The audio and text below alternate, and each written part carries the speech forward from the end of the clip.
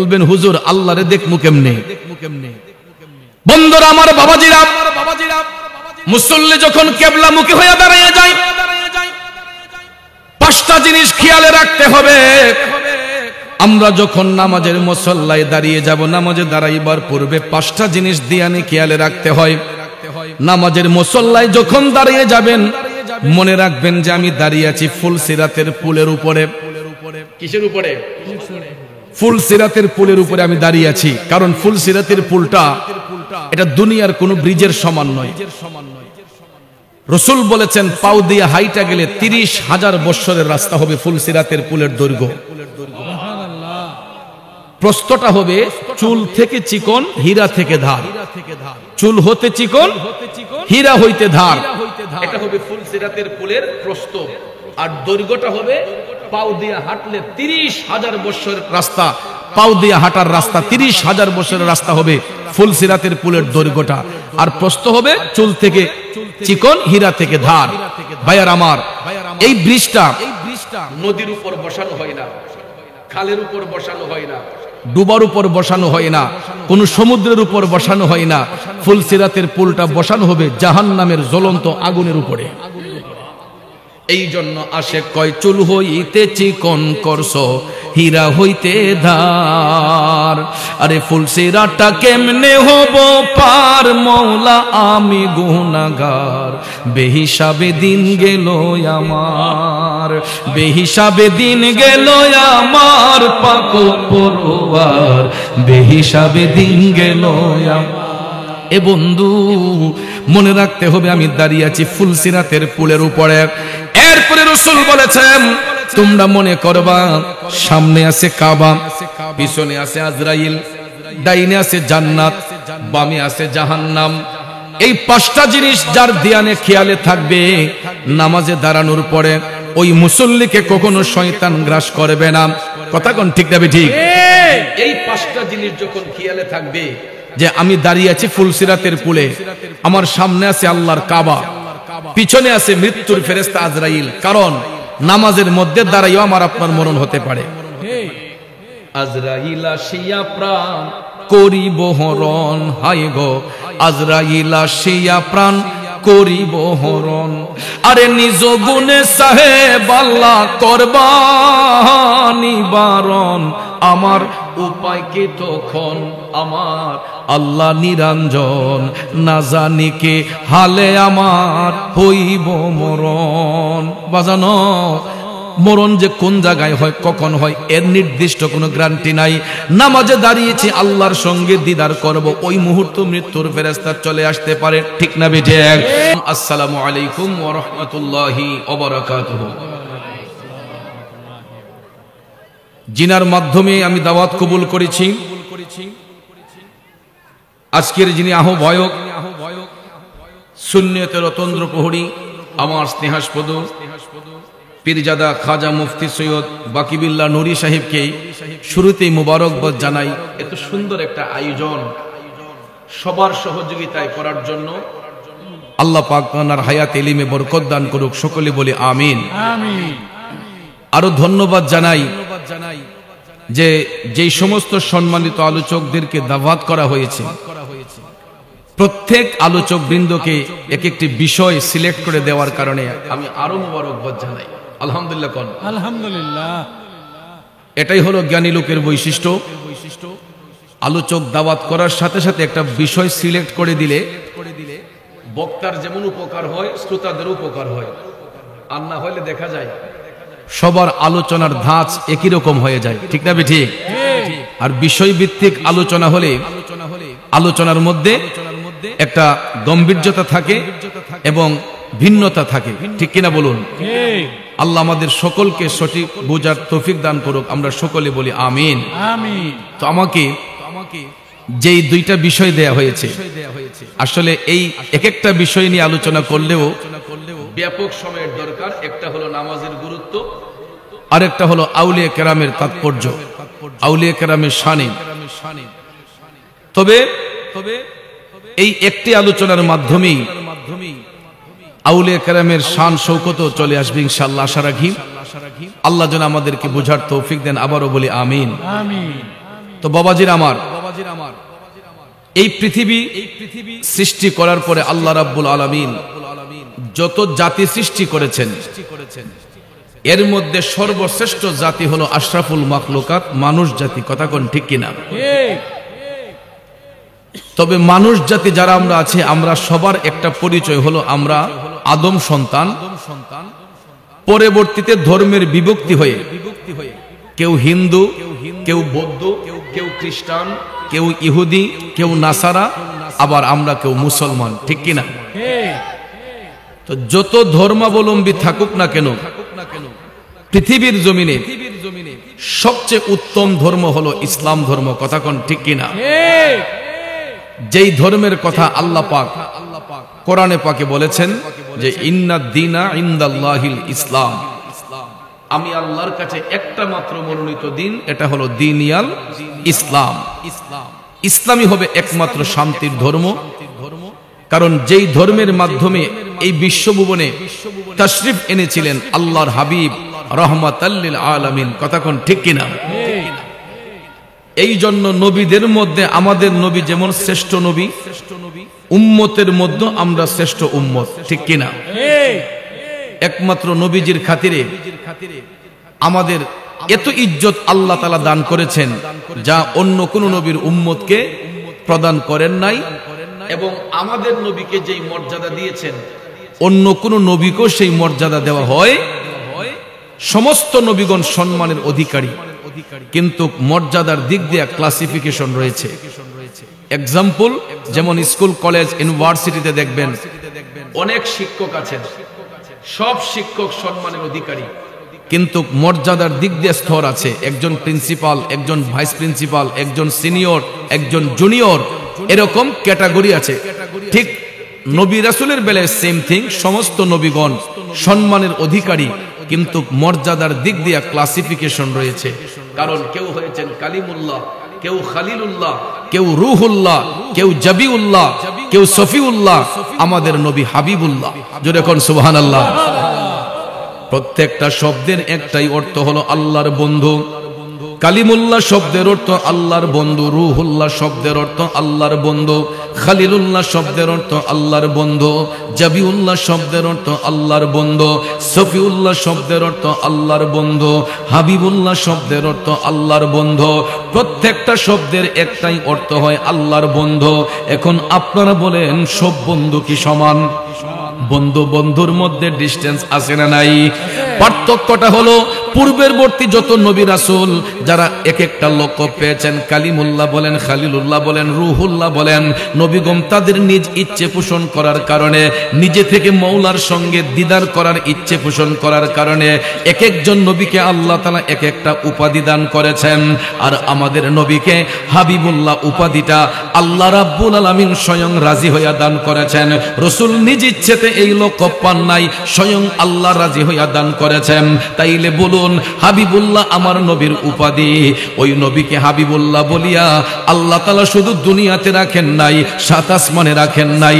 সাত আসমান পাড়ি দিয়া লা মুকাম, আরশ আজিম পাড়ি দিয়া লা মুকাম, যার উপরে কোনো জায়গা নাই, সেখানে আল্লাহ তাআলা আপন হাবিবের সঙ্গে দিদার করেছেন, সাক্ষাৎ করেছেন।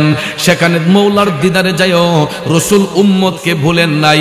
উম্মতের গুনার বোঝা হালকা করার জন্য দুইটা আমল আমার রাসূল উম্মতের জন্য নিয়ে এসেছিলেন। এর মধ্যে একটা হলো নামাজ, আর একটা হলো রোজা। কথা কোন ঠিক না বেঠে? হে নবীর প্রেমিকেরা, আল্লাহর হাবিব মেরাজ সফরের মধ্যে যাইয়া উম্মতের গুনার বোঝা হালকা করার জন্য দুইটা বিষয় তিনি নিয়ে এসেছিলেন। একটা হলো নামাজ, আর একটা হলো রোজা।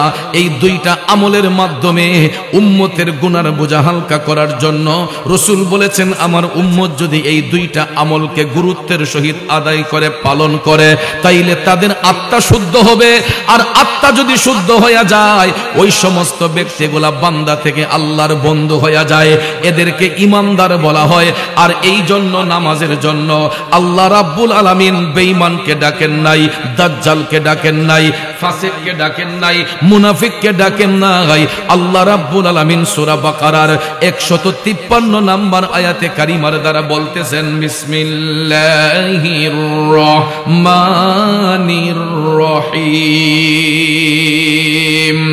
ইয়া আইয়ুহাল্লাযীনা আমানুস্তাঈনু বিস-সাবরি ওয়াস-সালাহ। উচ্চস্বরে বলুন, ঘোষণাটা কার? দেখেন আল্লাহ কত মহান। আমার আল্লাহ এই আয়াতে পাকের মাধ্যমে ইয়া আইয়ুহান নাস বলেও ডাকতে পারতেন, কিন্তু আল্লাহ রাব্বুল আলামিন এই পবিত্র আয়াতে কারিমার দ্বারা ইয়া আইয়ুহান নাস বলে ডাকেন না। আল্লাহ তাআলা বলতেছেন, ইয়া আইয়ুহাল্লাযীনা আমানু, হে আমার ইমানদারের দলেরা, হে আমার ইমানদারগণ, ইস্তাইনু, তোমরা আমি আল্লাহর কাছে সাহায্য প্রার্থনা করো, আমি আল্লাহর কাছে সাহায্য প্রার্থনা করো দুইটা বিষয়ের মাধ্যমে।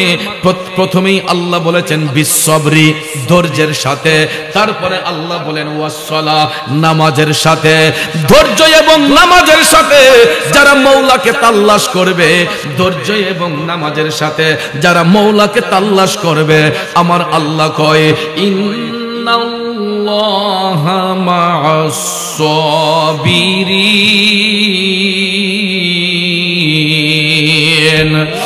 নিশ্চয়ই আমি আল্লাহ সবরকারীর অন্তর্ভুক্ত হয়ে যাই, ধৈর্যশীলদের অন্তর্ভুক্ত হয়ে যায়।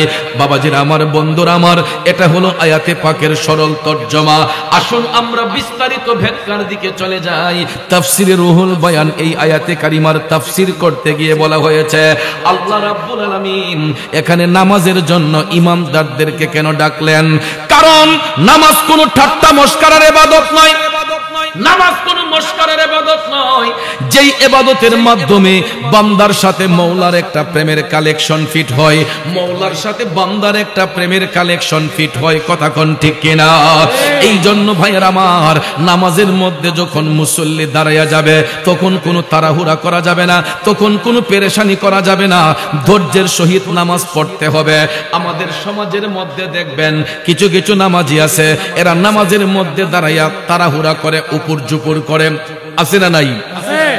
এক মিনিটে দেখবেন তুফান চালাই দেয়। 4 রাকাত সুন্নত পড়বে, 2 রাকাত সুন্নত পড়বে, দেখবেন নামাজে দাঁড়াইছে, আবার মন এদিক সেদিক যায়, ডাইনো তাকায়, বামে তাকায়, সামনে তাকায়, পিছনে তাকায়, আছে না নাই? এই নামাজের দ্বারা আল্লাহর সন্তুষ্টি হবে না, কারণ নামাজ কোনো ঠাট্টা মস্করার ইবাদত নয়। বলা হয়েছে ইন্নাস সালাতা তানহা আনিল ফাহশাই ওয়াল মুনকার, নামাজ আল্লাহর বান্দাদেরকে অশ্লীল কাজ থেকে, খারাপ কাজ থেকে মুক্ত করে আনে। কিন্তু আমাদের দেশে দেখবেন নামাজ পড়ার পরও কিছু কিছু মানুষ অশ্লীল কাজে যুক্ত হয়ে যায়, খারাপ কাজে যুক্ত হয়ে যায়। মনে রাখবেন, যারা নামাজ পড়ার পরও অশ্লীল কাজে যুক্ত হয়, খারাপ কাজে যুক্ত হয়, এরা কখনো মুমিন নয়, এরা বেঈমান, এরা মুনাফিক, এরা আল্লাহর সাথে প্রতারণা করে। কারণ সত্যিকারের নামাজি যারা, এরা নামাজের মধ্যে দাঁড়াইলে দুনিয়া ধ্বংস হয়ে গেলেও ওই নামাজি ব্যক্তি আমার মওলার দিদার থেকে কখনো পৃথক হয় না। এটার বাস্তবতা হলো আমার নবীর প্রিয় সাহাবী, যিনি হচ্ছেন বেলায়েতের সম্রাট, যার কাছ থেকে বেলায়েতের আগমন হয়, উনি হচ্ছেন মুশকিল কুশা শেরে খুদা হযরতে মাওলায়ে আলী কাররামুল্লাহু ওয়াজহাহু। চিৎকার মেরে কোন আল্লাহু আকবার।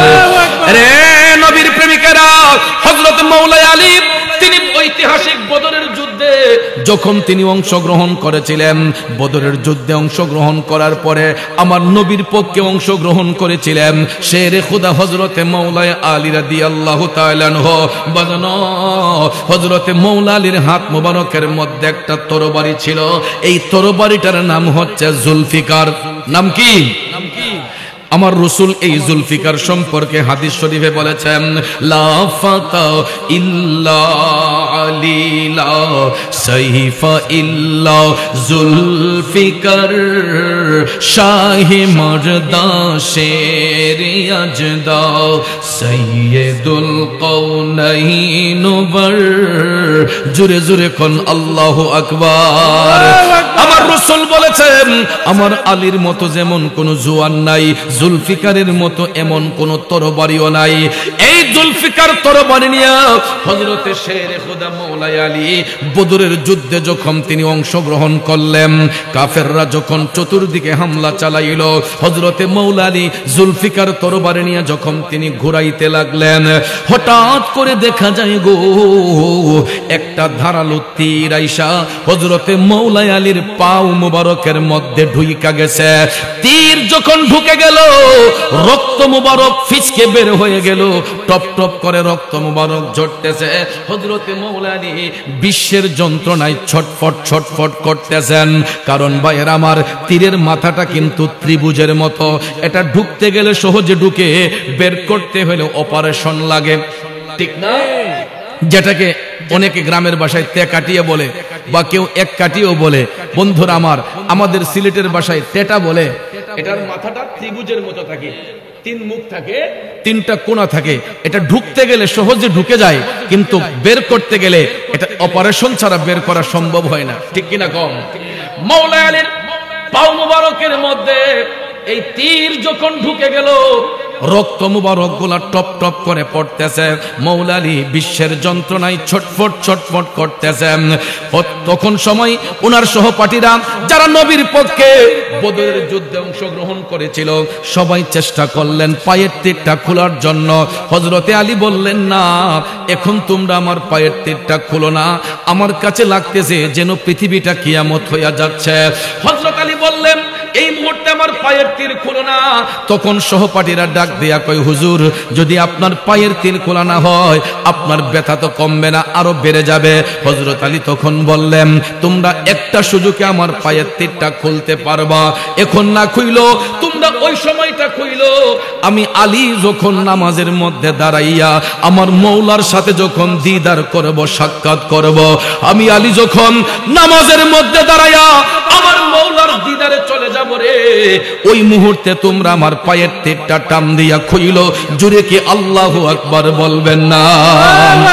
এই জন্য কবি বলেছেন, নামাজ পড়ো রে গহীনে ডুবিয়া, নামাজ পড়ো পঞ্চয়াত্মা মুক্তা দিয়া, জ্ঞানী মান সাজাইও রে গহীনে ডুবিয়া, নামাজ পড়ো, নামাজ পড়ো রে গহীনে ডুবিয়া, নামাজ পড়ো। ঠিক কিনা বলেন? নামাজ শুধু পড়লেই হবে না, যদি নামাজটা নামাজের মতো না হয়। নামাজ পড়লাম হারাম খাইলাম, নামাজ পড়লাম সুদের ব্যবসা করলাম, নামাজ পড়লাম ঘুষের ব্যবসা করলাম, নামাজ পড়লাম আরেকজনকে ওজনে কম দিলাম, নামাজ পড়লাম মায়ের দিলে আঘাত করলাম, নামাজ পড়লাম বাবার দিলে আঘাত দিলাম, নামাজ পড়লাম আরেকজনকে ঠকাইলাম, আরেকজনের ক্ষেতের লাল কাটটা নিজের ক্ষেতে ঢুকাইলাম। বলুন, ওই নামাজ দিয়া কি আল্লাহর সন্তুষ্টি হবে? এই নামাজ দিয়ে আল্লাহর সন্তুষ্টি হবে না। নামাজ নামাজের মতো পড়তে হবে, কারণ নামাজের মধ্যে দাঁড়াইলে দেখা হয় কার সাথে? জোরে বলেন, দেখা হয় কার সাথে? এখন বলবেন, হুজুর আল্লাহরে দেখমু কেমনে? বন্ধুরা আমার, বাবাজিরা, মুসল্লি যখন কিবলামুখী হয়ে দাঁড়িয়ে যায়, পাঁচটা জিনিস খেয়ালে রাখতে হবে। আমরা যখন নামাজের মুসল্লায় দাঁড়িয়ে যাব, নামাজে দাঁড়াইবার পূর্বে পাঁচটা জিনিস দিয়ানি খেয়ালে রাখতে হয়। নামাজের মুসল্লায় যখন দাঁড়িয়ে যাবেন, মনে রাখবেন যে আমি দাঁড়িয়ে আছি ফুলসিরাতের পুলের উপরে। কিসের উপরে?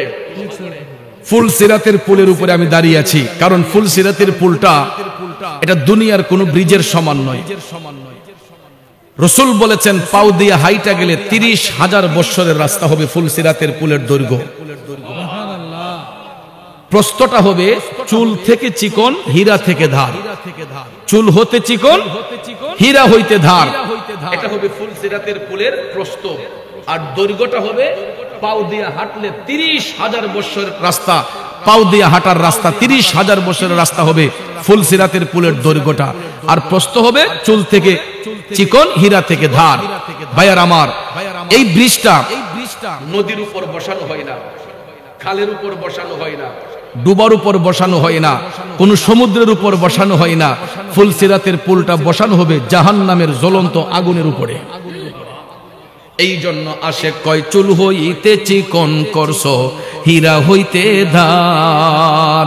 আরে ফুলসিরাতটা কেমনে হব পার মওলা আমি গুনাহগার, বেহিসাবে দিন গেল আমার, বেহিসাবে দিন গেল আমার পাক পরওয়ার, বেহিসাবে দিন গেল আমার। এ বন্ধু মনে রাখতে হবে আমি দাঁড়িয়ে আছি ফুলসিরাতের পুলের উপরে। এরপরে রাসূল বলেছেন তোমরা মনে করবা সামনে আছে কাবা, পিছনে আছে আজরাইল, ডাইনে আছে জান্নাত, বামে আছে জাহান্নাম। এই পাঁচটা জিনিস যার ধ্যানে খেয়ালে থাকবে নামাজে দাঁড়ানোর পরে ওই মুসল্লিকে কখনো শয়তান গ্রাস করবে না। কথা কোন ঠিক না ঠিক?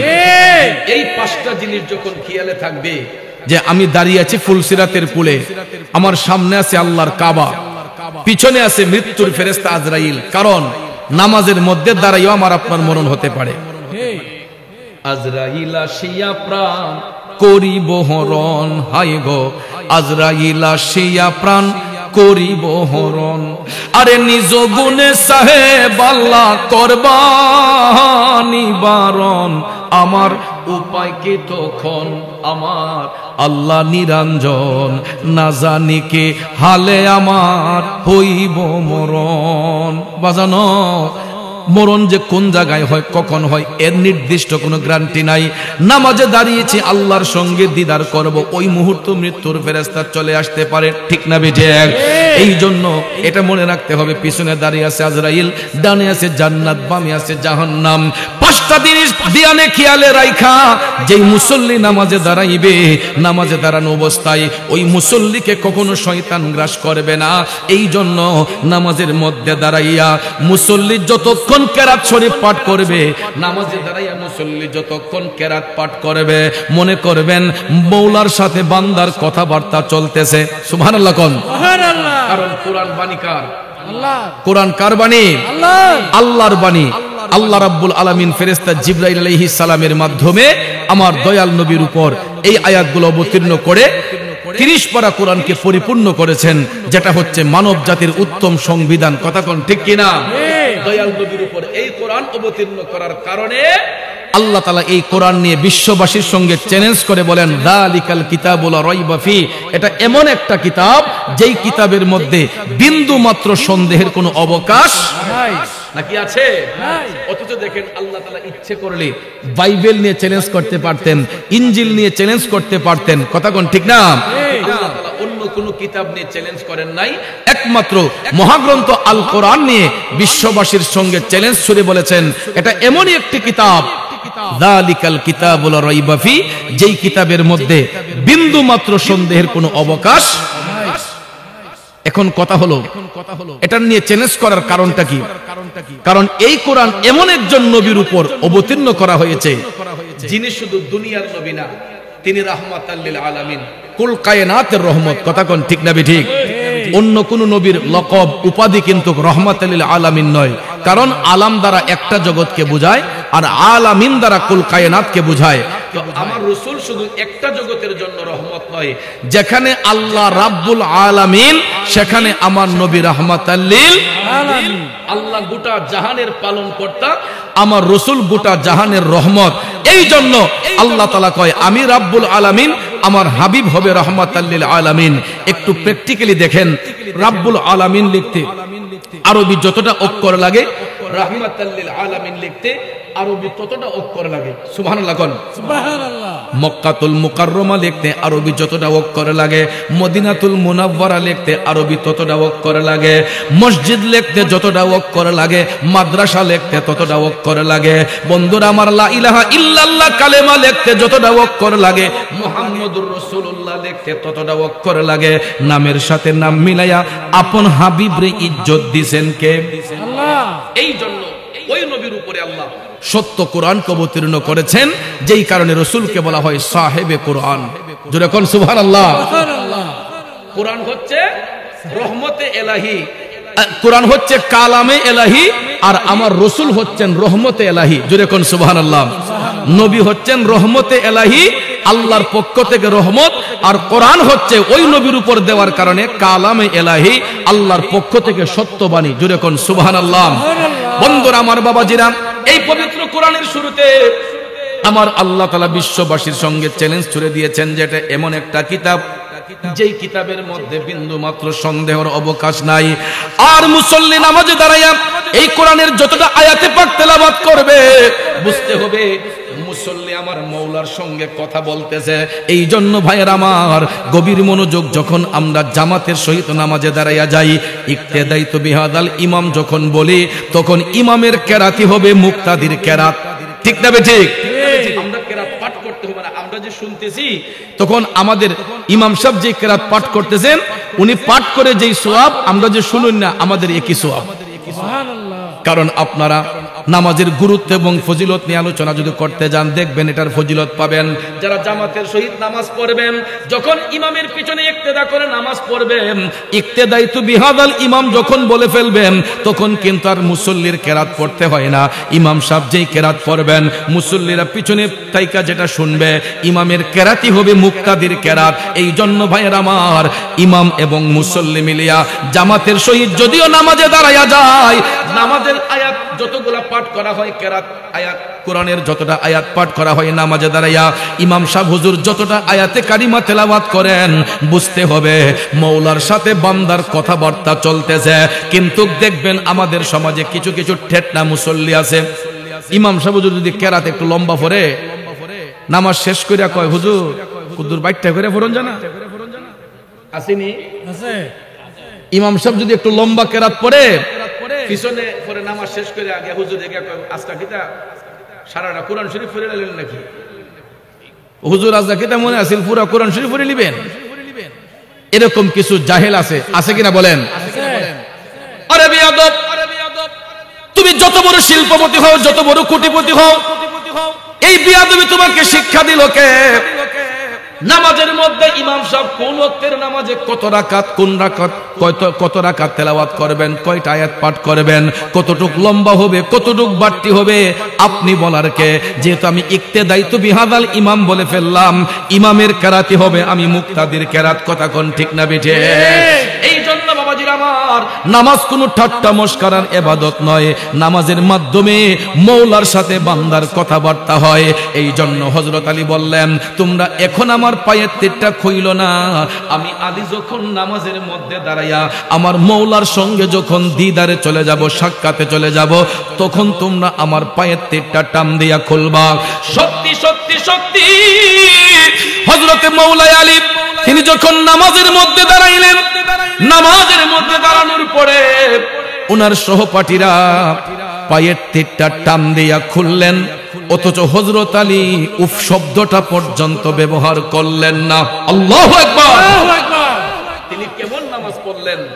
আমরা নামাজ পড়লে দেখবেন মোবাইল যদি ক্রিং ক্রিং করে বাজে, আমরা পকেট থেকে মোবাইলটা না এর আগে দেখে টিপ দিয়ে বন্ধ করি। ঠিক সামনের মুসল্লি নামাজ কয় রাকাত পড়ছে, পিছন থেকে আমরা হিসাব মিলাই, অথচ আমি নিজেও নামাজে। আপনারা বলুন, এটা কি নামাজ নাকি মস্কারা? এটা মস্কারা। কারণ মুসল্লি যখন নামাজে দাঁড়িয়ে যাবে, দুনিয়ার কোন সেন্স, চিন্তা চেতনা তার মধ্যে থাকতে পারে না, কারণ সে মওলার দিদারে চলে গেছে। কার দিদারে? মওলার। এই জন্য ভাইয়ের আমার, নামাজ কোন ঠাট্টা মস্করার ইবাদত নয়। ইন্নাস সালাতা তানহা আনিল ফাহশাই ওয়াল মুনকার। নামাজ আল্লাহর বান্দাদেরকে অশ্লীল কাজ থেকে, বেহায়াপনা থেকে, খারাপ কাজ থেকে মুক্ত করে নিয়ে আসে। এই জন্য সাহাবায়ে কেরাম তারা যখন নামাজ পড়তেন, সব সময় তারা একাগ্র চিত্তে মওলার সঙ্গে প্রেমের কালেকশন ফিট করতেন নামাজের মাধ্যমে। আবু বকর সিদ্দিক রাদিয়াল্লাহু তাআলা আনহু বলেন, হযরতে ফারুক আযম বলেন, হযরতে শেরে খুদা মওলা আলী বলেন, উসমান জুন নূরাইন রাদিয়াল্লাহু তাআলা আনহু বলেন, এরকম সমস্ত সাহাবায়ে আজমাইন, তবে তাবিন, আইম্মায়ে মুজতাহিদিন, খুলাফায়ে রাশিদিন, ওলি আফদাল, গাউস, কুতুব, অদ্যাবধি পর্যন্ত যত নেককার আত্মা হচ্ছেন, তারা মওলার নৈকট্য হাসিল করেছেন ইশকে মুস্তাফার প্রেম অন্তরে নিয়া। নামাজের মাধ্যমে তারা মওলার অধিক কাছে গিয়েছেন। ঠিক না বেঠে? এ বন্ধুরা আমার, বাবাজিরা, আজকে জিনার স্মরণে কনফারেন্স, ইমামে আজমের জীবনী পড়ে দেখবেন তিনি তাহাজ্জুদের নামাজটা কাজা না হওয়ার জন্য, তাহাজ্জুদের নামাজটা কাজা না হওয়ার জন্য ইমামে আজম তিনি এশারের ওয়াক্তের ওযু দিয়া ফজর পর্যন্ত ইবাদত করছেন একটানা 40টা বৎসর। আজকে যার স্মরণে আমরা কনফারেন্স দিয়েছি ইমামে আজম আবু হানিফা রাদিয়াল্লাহু তাআলা আনহু, যিনি এমনই একজন ব্যক্তি ছিলেন এশারের ওয়াক্তের ওযু দিয়ে ফজর পর্যন্ত ইবাদত করছেন একটানা 40 বছর। সুবহানাল্লাহ। কয় বছর? 40 বছর। আজকে দেখা যায় এই ইমামে আজমের বিরুদ্ধে কিছু বাতিল আকীদা ইয়াজিদের গোষ্ঠী আছে, ষড়যন্ত্র করে যেগুলাকে লামাযহাবি বলা হয়, কথা কোন ঠিক না বেঠিক? খারিজি যেগুলাকে বলা হয়, যেগুলাকে আমরা আহলে খবিস বলি, এরা দেখবেন খালি সহিহ হাদিস মারায়, ঠিক না বেঠিক? অথচ তারা ইমাম বুখারীকে মানে ইমাম বুখারীর দাদা উস্তাদ হচ্ছেন ইমামে আজম। সুবহানাল্লাহ কোন? সুবহানাল্লাহ। ইমাম বুখারীর উস্তাদের উস্তাদ হলেন ইমামে আজম, যাকে জীবনে কোনোদিন একটা প্রশ্ন করে কেউ আটকাতে পারে নাই। তিনি কেমন ইমাম ছিলেন ভাইয়ার আমার, তিনি এমন ভাবে রেওয়াজত বন্দেগী করেছেন, প্রত্যেকটা মাসলা মাসাইলের সুষ্ঠু সমাধান দিয়েছেন, এমন কোন ব্যক্তি নাই ওনাকে প্রশ্ন করে আটকাতে পারে। সুবহানাল্লাহ কোন? যে কোনো মাসালার জন্য যারা যাইতো এরা ইমামে আজমের কাছে চলে যেত সমাধানের জন্য। তখনকার জামানায় কিছু কিছু ওই যে টেটনা মৌলবী যাদের বলা হয়, কিছু কিছু টেটনা মৌলবী কয় ইলারে কোনো প্রশ্ন করে আটকানো যায় না, আজগা এমন এক প্রশ্ন করমু দেখি ইমামে আজমে কেমনে উত্তরটা দেয়, আবু হানিফা উত্তর দেয় কেমনে আজকে দেখবো। তখন কয় প্রশ্নটা কিতা?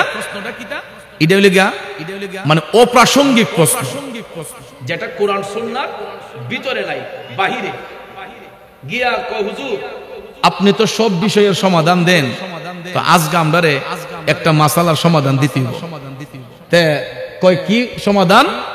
তখন গিয়া কইতাছে হুজুর কুকুর কোন সময় বালেগ হয়, কুকুর কোন সময় বালেগ হয়, কুকুর বালেগ হয় কোন সময়, আমরা এই সমাধানটা দেন। এটা আমরা তো জানি না, আমরা আপনি তো সব বিষয়ের সমাধান দেন, আমরা এই মাসালার উত্তরটা দিয়ে দেন।